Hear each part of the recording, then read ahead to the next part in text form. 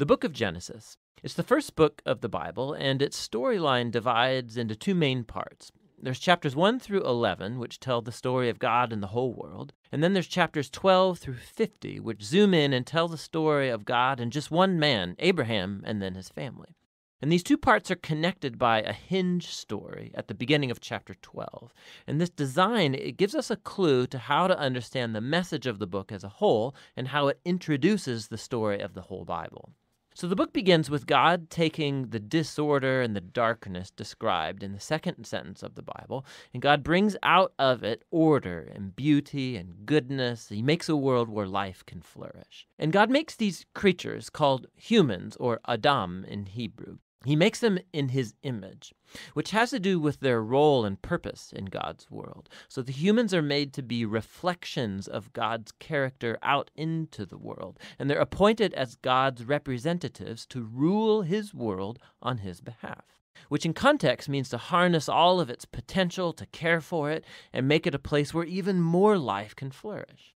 God blesses the humans. It's a key word in this book. And he gives them a garden. It's like a place from which they begin starting to build this new world. Now, the key is that the humans have a choice about how they're going to go about building this world. And that's represented by the tree of the knowledge of good and evil.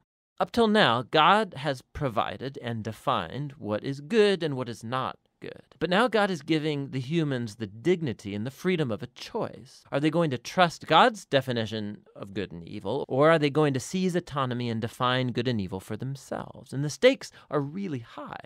To rebel against God is to embrace death, because you're turning away from the giver of life himself. This is represented by the tree of life.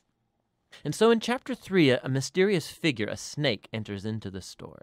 The snake's given no introduction other than it's a creature that God made. And it becomes clear that it's a creature in rebellion against God, and it wants to lead the humans into rebellion and their death. The snake tells a different story about the tree and the choice. It says that seizing the knowledge of good and evil are not going to bring death, that it's actually the way to life and becoming like God themselves. Now, the irony of this is tragic because we know the humans, they're already like God. They were made to reflect God's image. But instead of trusting God, the humans seize autonomy, they take the knowledge of good and evil for themselves, and in an instant, the whole story spirals out of control. The first casualty is human relationships. The man and the woman, they suddenly realize how vulnerable they are. Now, they can't even trust each other. And so they make clothes and they hide their bodies from one another.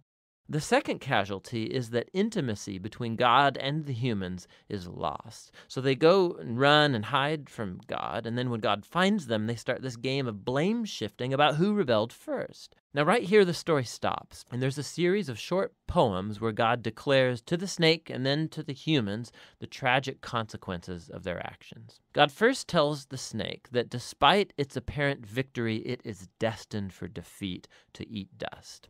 God promises that one day a seed or a descendant will come from the woman who's going to deliver a lethal strike to the snake's head, which sounds like great news, but this victory is going to come with a cost because the snake too will deliver a lethal strike to the descendant's heel as it's being crushed. It's a very mysterious promise of this wounded victor. But in the flow of the story so far, you see this is an act of God's grace. The humans, they've just rebelled, and what does God do? He promises to rescue them. But this doesn't erase the consequences of the humans' decision. So God informs them that now every aspect of their life together, at home and out in the field, it's going to be fraught with grief and pain because of the rebellion, all leading to their death. From here, the story then spirals downward. Chapters 3 through 11, they trace the widening ripple effect of the rebellion and of human relationships fracturing at every level. So there's a story about two brothers, Cain and Abel. Cain's so jealous of his brother that he wants to murder him. And God warns him not to give in to the temptation, but he does anyway. He murders him in the field. So Cain then goes on to build a city where violence and oppression reign. And this is all epitomized in the story of Lamech. He's the first man in the Bible to have more than one wife. He's accumulating them like property. And then he goes on to sing a short song about how he's more violent and vengeful than Cain ever was. After this, we get an odd story about the sons of God, which could refer to evil angelic beings, or it could refer to ancient kings who claimed that they descended from the gods.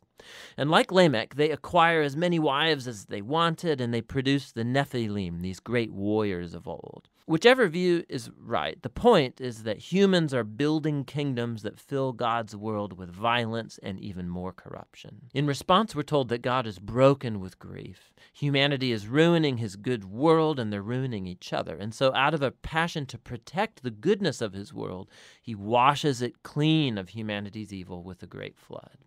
But he protects one blameless human, Noah, and his family, and he commissions him as a new Adam. He repeats the divine blessing and commissions him to go out into the world. And so our hopes are really high, but then Noah fails too, and also in a garden. He goes and he plants a vineyard, and he gets drunk out of his mind. And then one of his sons, Ham, does something shameful to his father in the tent. And so here we have our new Adam, naked and ashamed, just like the first, and the downward spiral begins again. It all leads to the foundation of the city of Babylon. The people of ancient Mesopotamia, they come together around this new technology they have, the brick. And they can make cities and towers bigger and faster than anybody's ever done before. And they want to build a new kind of tower that will reach up to the gods, and they will make a great name for themselves. It's an image of human rebellion and arrogance. It's the garden rebellion now writ large. And so God humbles their pride and scatters them. Now, this is a diverse group of stories, but you can see they're all exploring the same basic point. God keeps giving humans the chance to do the right thing with his world, and humans keep ruining it. These stories are making a claim that we live in a good world that we have turned bad, that we've all chosen to define good and evil for ourselves, and so we all contribute to this world of broken relationships, leading to conflict and violence and ultimately death. But there's hope. God promised that one day a descendant would come, the wounded victor who will defeat evil at its source. And so despite humanity's evil, God is determined to bless and rescue his world. And so the big question, of course, is what is God going to do? And the next story, The Hinge, offers the answer. But for now, that's what Genesis 1 through 11 is all about.